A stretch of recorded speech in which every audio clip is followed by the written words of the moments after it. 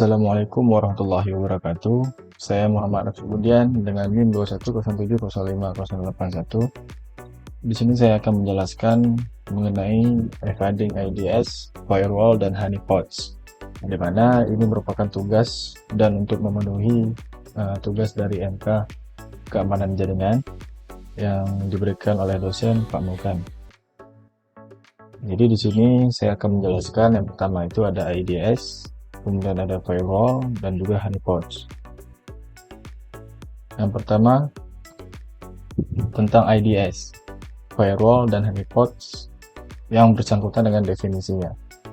Apa itu IDS, firewall, dan honeypots?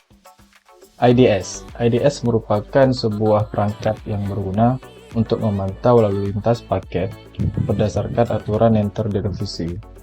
Jadi dia gunanya untuk sebuah perangkat ataupun alat yang untuk melihat sebuah paket yang ada di dalam sebuah jaringan yang sudah mempunyai peraturan-aturan tersendiri. Kemudian ada firewall, yaitu sebuah sistem keamanan yang mengelola dan memantau alur masuk dan keluarnya akses yang tidak diinginkan berdasarkan aturan yang sudah dibuat oleh sistem keamanan. Jadi guna firewall ini yaitu dia membatasi sebuah akses yang negatif ataupun akses yang dicurigai yang sesuai dengan aturan-aturan yang telah dibuat oleh sistem keamanan firewall ini. Kemudian honeypots adalah sebuah sistem target palsu ataupun fake yang digunakan untuk memancing penyerang ataupun peretas agar tidak menyerang sistem yang aslinya. Yang pertama tentang IDS, yaitu arsitektur IDS. Teknologi deteksi yang bergantung pada yang pertama ada sensor. Jadi sensor ini merupakan teknologi yang memungkinkan IDS untuk memantau jumlah besar lalu lintas yang terjadi. Sensor bertugas memfilter ataupun menyaring sebuah informasi dan menyaring data yang tidak relevan ataupun yang tidak akurat dari kumpulan-kumpulan kejadian yang terhubung dengan sistem terproteksi yang mendeteksi aktivitas-aktivitas mencurigakan. Nah, jadi sensor ini gunanya untuk mendeteksi peristiwa-peristiwa ataupun kejadian-kejadian yang mencurigakan, baik itu dari seorang hacker maupun cracker ataupun seorang peretas. Kemudian yang kedua ada agens. Jadi agens ini merupakan software yang diinstal pada suatu PC ataupun device untuk memantau file ataupun fungsi yang tertentu. Dan agens ini melakukan pelaporan jika terjadi sesuatu. Jadi di mana ini agens ini merupakan sebuah aplikasi ataupun software yang tugasnya untuk memantau sebuah pergerakan dan juga dia yang melaporkan kejadian tersebut. Kemudian yang ketiga ada kolektor. Fungsinya sama seperti agen yang di atas, tapi bedanya di sini hanya dia yang menyampaikan ke manajer pusat. Jadi tugas kolektor ini dia hanya menyampaikan langsung ke pusatnya, sedangkan agen hanya membuat pelaporan jika terjadi sesuatu saja. Kemudian yang kedua ada analisis data. Proses analisis data dan data mining yang dilakukan oleh lapisan ataupun layer yang diletakkan pada pusat server.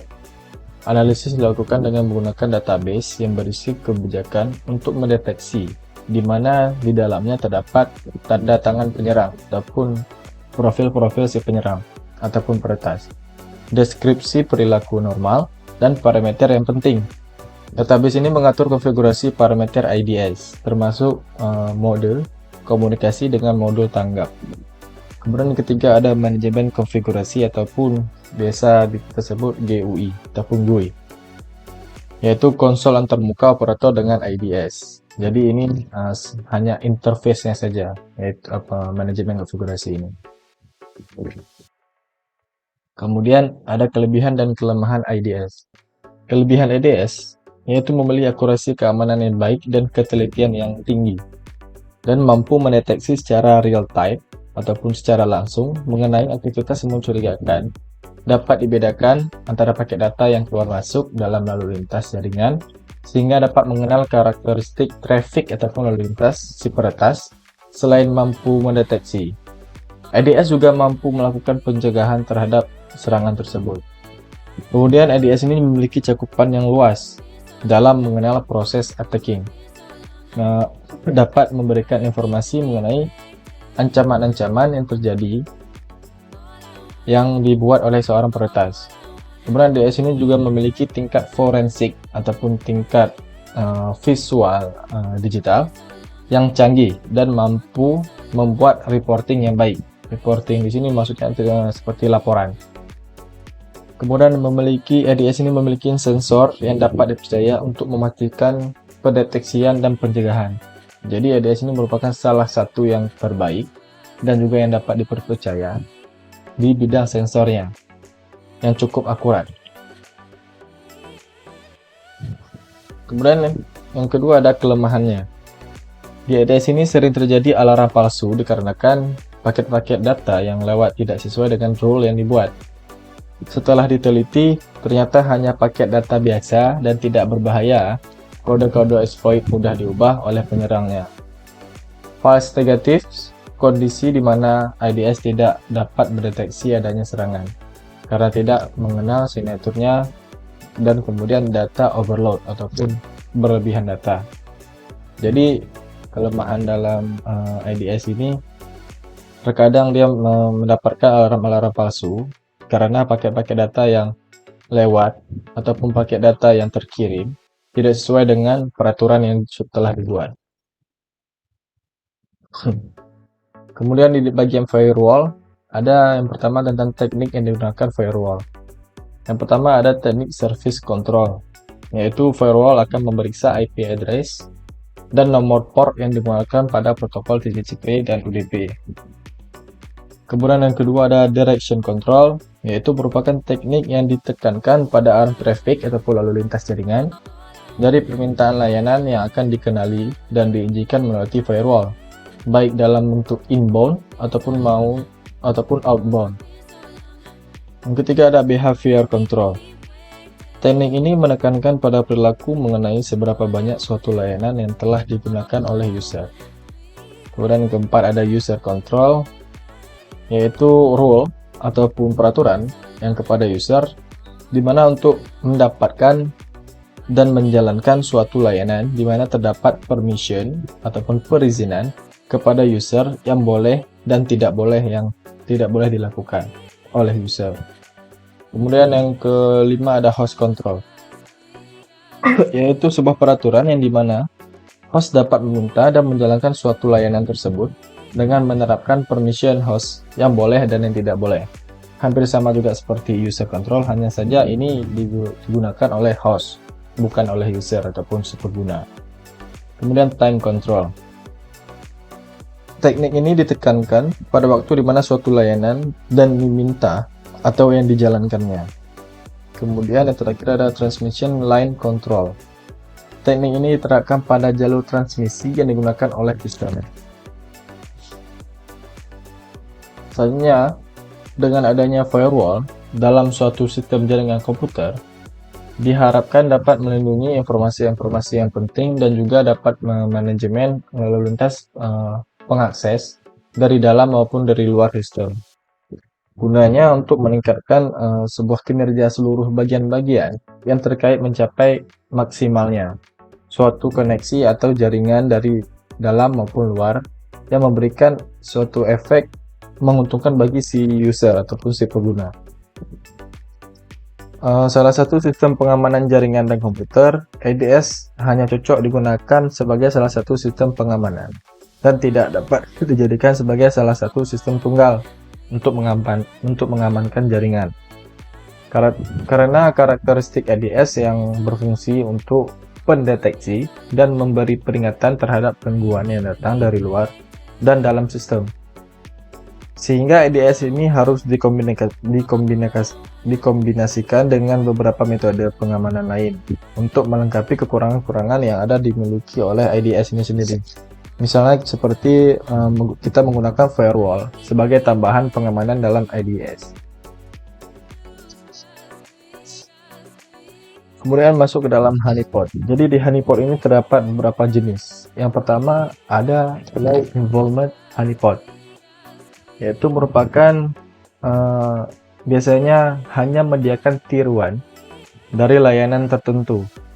Bentuk sederhana dari implementasi ini adalah memasang suatu listener pada suatu port, kemudian koneksi pada jenis ini hanya ada pada satu arah saja.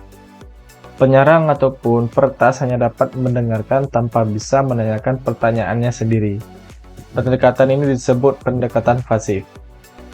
Kemudian yang kedua ada high involvement honeypot, yaitu merupakan sebuah sistem operasi yang nyata, yang dimana penyerangan ini akan memiliki akses terhadap mesin tersebut 24 jam sehari. Namun, ini tidak menjadi masalah jika peretas berada dalam sebuah VMware box. VMware box ini merupakan solusi untuk mencegah virus-virus yang masuk. Honeypot akan mendeteksi adanya seseorang yang memeriksa ke dalam jaringan saat melakukan scanning port. Karena di situ pada saat scan log honeypotnya akan mencatat segala aktivitas yang dilakukan oleh komputer honeypot ataupun komputer yang menjalankan honeypot ataupun komputer peretas. Peran honeypot dalam menghadapi serangan hacker. Macam-macam interaksi sistem honeypot. Terdapat dua macam sistem, yaitu yang pertama low involvement honeypot seperti yang saya jelaskan tadi, dan juga high involvement honeypot. Kalau yang low involvement honeypot hanya menyediakan tiruan dari layanan tertentu. Bentuk paling sederhananya dapat diimplementasikan dengan memasang suatu listener pada sebuah port. Kemudian seperti high involvement honeypot, di sini mempunyai sebuah sistem operasi nyata yang mendasarinya. Hal ini menyebabkan risiko yang sangat tinggi karena complexity menjadi semakin bertambah. Jadi honeypot itu ada macam-macam fungsinya, di mana dia bisa sebagai pengalihan perhatian, pendeteksi, analisis serangan, prediksi serangan. Jadi peran honeypot ini sebagai penangkal dari sebuah serangan terhadap jaringan, di mana sengaja dijadikan umpan untuk menjadi sasaran serangan dari attacker ataupun dari peretas. Dan dia mengirim data-data palsu seolah-olah servernya itu berhasil diserang. Jadi di mana attacker belum masuk ke server, sebenarnya udah masuk ke sistem palsu, ataupun sudah masuk ke server, hanya saja servernya itu server palsu. Tergantung dalam interaksi sistem yang didapat. Jadi sekiranya honeypot itu bertugas sebagai pengalihan saja ataupun menjadi perhatian sebagai dari seorang penyerang, agar si penyerang ataupun user ataupun pengguna tertipu dengan sistem server yang dibuat oleh honeypot ini. Mungkin cukup sekian saja penjelasan dari saya mengenai tentang IDS, firewall, dan honeypot.